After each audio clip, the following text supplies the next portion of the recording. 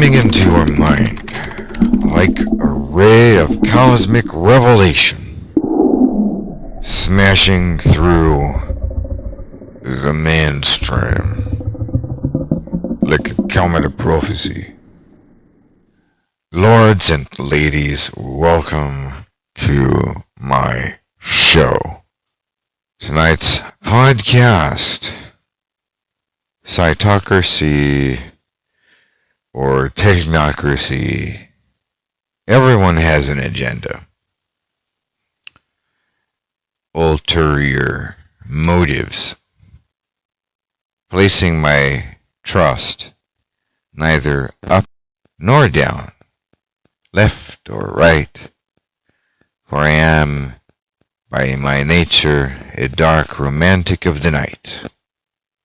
Herr Doktor von Vrilock has a rather deviant pursuit from whatever the norm, and I gruntingly invite you to join me in this train of thought tonight. So, without further ado, let us begin. Mainly, there are conflicting views on what is good infrastructure. On the right hand, we are presented with a rather convincing narrative of some conviction that the far left believes infrastructure is primarily a social concern.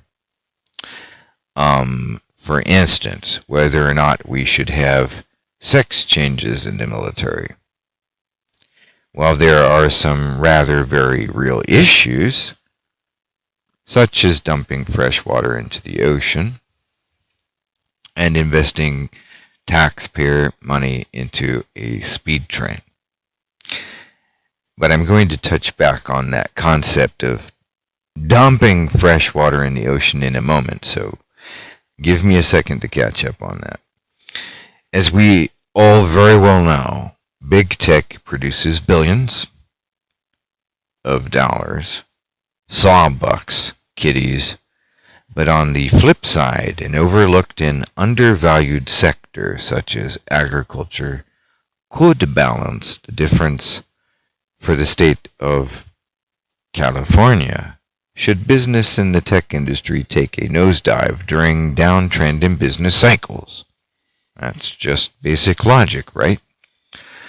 By the same token, we have on the left hand a disgruntled perspective of the average conservative being a partner in crime with the Aryan nation, white supremacy, and these subcultural values must be in bed with evangelicals and that all Christians somehow are evil, gung-ho narcissists, and so on. Of course, this entire political theater is utterly absurd on both sides. As they say in Chinese, Shagua, or pardon my poor Russian, Duraike, or Duraiki. And by the way, the water, getting back to that purportedly being dumped into the ocean, sounds very dramatic from a one-sided story, does it not? Is probably the dam water being spilled over into the Bay Area that the right side of the story has been speaking of. That information, FYI, is perhaps a little misleading when it makes right-wing headlines, because most of that water comes from dams which remain partially full to avoid flooding during winter storms. A proposed solution, however, to this problem has been presented as smart weather forecasting, which could aid in determining where and if water needs to be dumped or drained, or no action required at all. Thus we arrive at the understanding of our times that proper use of data from our more advanced satellite systems. That's why we launched them. You know, the ones that can see straight through clouds, they just kind of omit clouds being there at all. Great weather satellites. Is indeed a better informed decision-making tool than mere assumptions about potential winter storms. Ladies and gentlemen, we need to balance both sides of the equation. My point here is a transformation from past patterns of thinking and decision-making behavior into a more technically informed and possibly far more accurate, as possible, interpretation of data followed in suit by a pragmatic, techno-friendly, policy-making collective or establishment. So here we are in the new age, some of us wishing we were dead, as the old Subhuman song goes. Very dramatic, yes. Oh, don't feel so glum. The boomers used to say, as I say, not as I do. And the Gen X said, it's the end of the world as we know it. But for us, we must think in completely different terms now, because none of these fools in the world of Politico or even the yellow journalist drama freaks are going to do us much good in the grand scheme of things. Do we have problems? Yes. But let us consider information upon accurately interpreting data. As I often remind my students in psionic magic, one needs to stop thinking as the multitude. Very bad habit. And instead set one's focus on those things with which one can work with and get things done. Cryptocurrency, learning about your alternative energy options, investing in land, metals, water. Idealism and wish fancy are for the masses. Oh yes, I am aware. My audience is perhaps rather a narrow fraction of any given population in any region. I'm not offended by this. If the few heed the call of Vrilock, then the message is perhaps more likely sound and worthwhile, giving a respective ear, followed by independent contemplation as to how and in what way the wisdom of these particular methods and psionic means, seasoned with a pinch of Vrilock philosophy, might be applied for one's own endeavors. So then let us give reason to melody here, and discard the noise of which regularly accompanies disruptive innovation, which is always in conflict with unfriendly or uncooperative policymakers and their fruitless cousins, the lobbyist. Right, so putting the lid back on the sewer drain, let us return to vessels of wisdom and don our visage of empowered individuality and independent thinking. One being of expression and the other of self-discipline, as a matter of course. Perhaps the fall of one empire and the rise of another is inevitable in some books. But what if the collapse of the global entity were to entirely wipe the slate clean for generations to come? Consider what it could mean to have all possible materials readily, instantaneously manufactured in a near instantaneous time with the establishment of a well thought through technical system. The simplification of the actual needs in life, and perhaps what desired pleasures could be afforded, would, in summary, be better proposal for a brand new system for all societies. The key is the critical thinking of such considerations as conjectures, like in what circumstances would any given plan not work, or system, for that matter.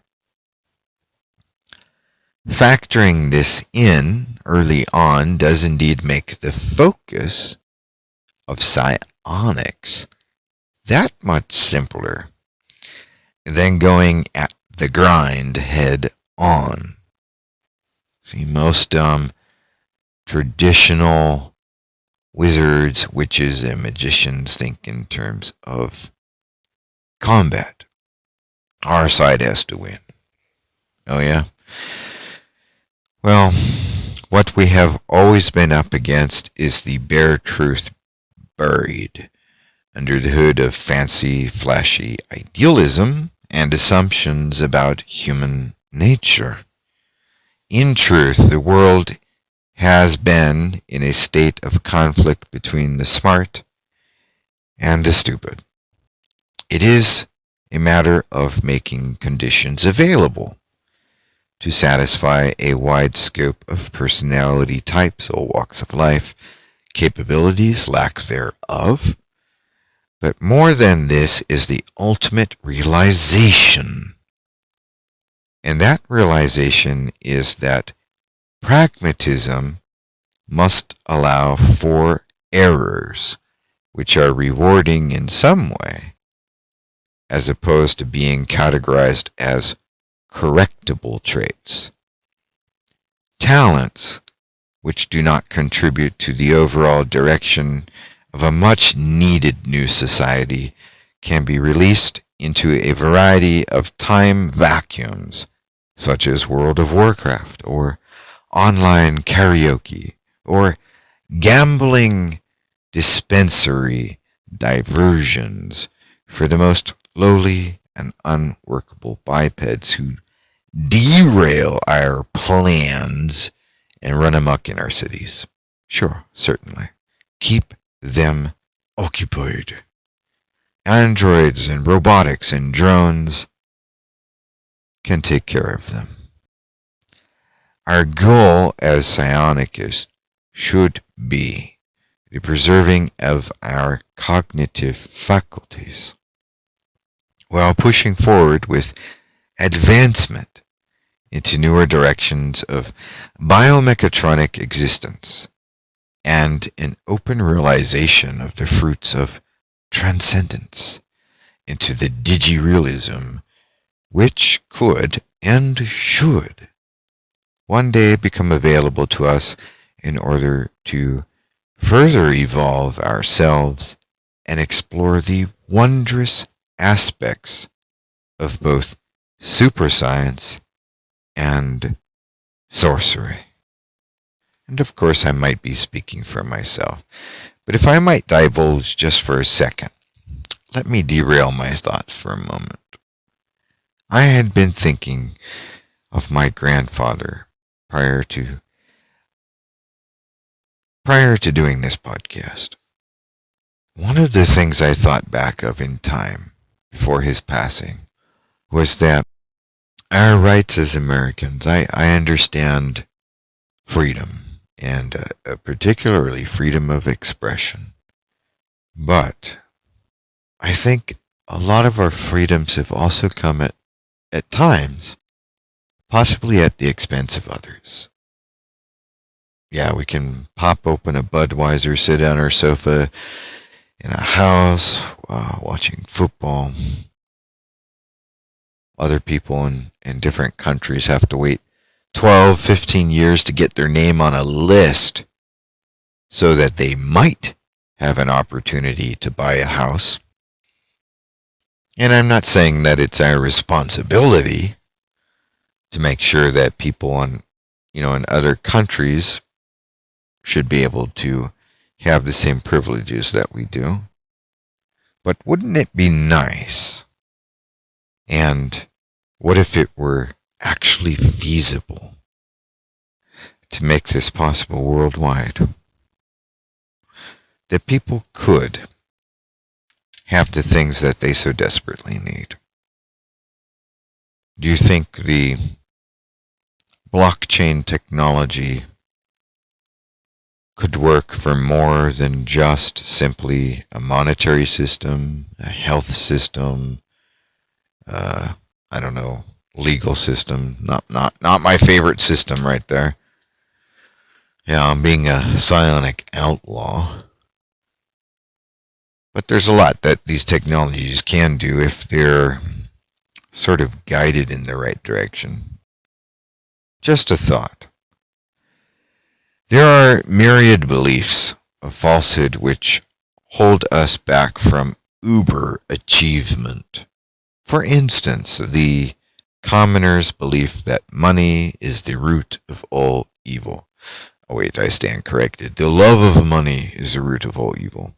Well, you say tomato, I say tomato. Rather, it should be imperative for us to quickly arrive at the understanding that money has ever existed to both nurture and protect the individual and his loved ones, as well as keep a society intact, and by extension, a great achievement to date is that an entire planet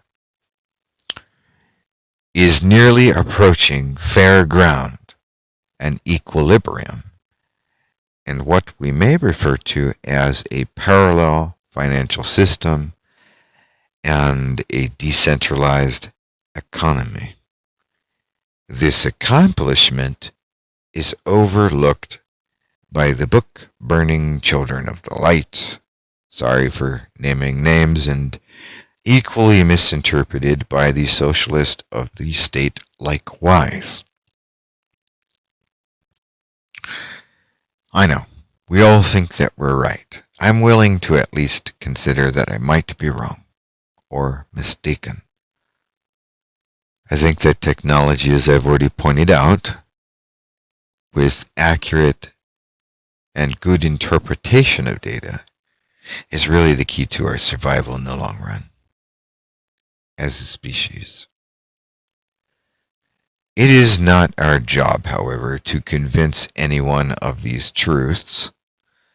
For those who need convincing are unworthy of the pursuit of psionic philosophy, and the power of which technomancy brings us. I know I have great friends who tell me not to disclude anyone. And I don't. I'm simply telling you that if you're not prepared for the truth, you're not ready for psionics. Come back when you are. We may rejoice for a few moments of the overall accomplishments of global inclusion, success of global projects, but then, of course, there ever can be no rest for the fulfillment of Vrilock's vision of the future. So what is my vision? Well, I will gradually open you to my ultimate view of the world circuit in my psionics club. At the moment, you must determine what is important for yourself.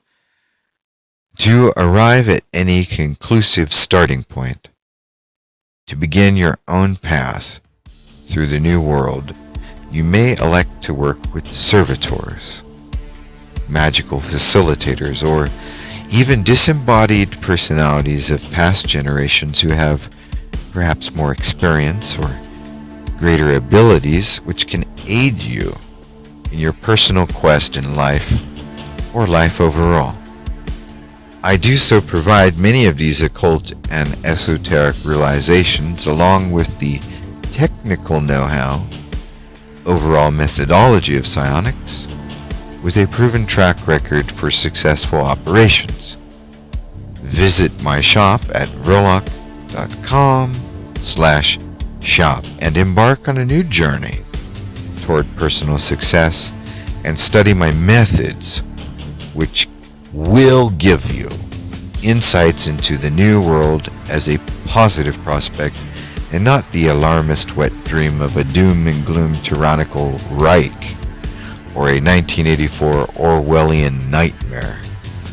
Such outcomes are yours to choose with the power of your mind, your imagination, and skills in psionic magic. And if you are ready, you may consider applying to join my club at vrilock.club for paid instruction in bi-weekly philosophy and, of course, my methodology. Well, ladies and gentlemen, this concludes tonight's merry gathering in Cyberland. Thank you for joining me tonight on Planet Vrilock Psionics Podcast, and do come again. Until next time, as always, keep the magic high.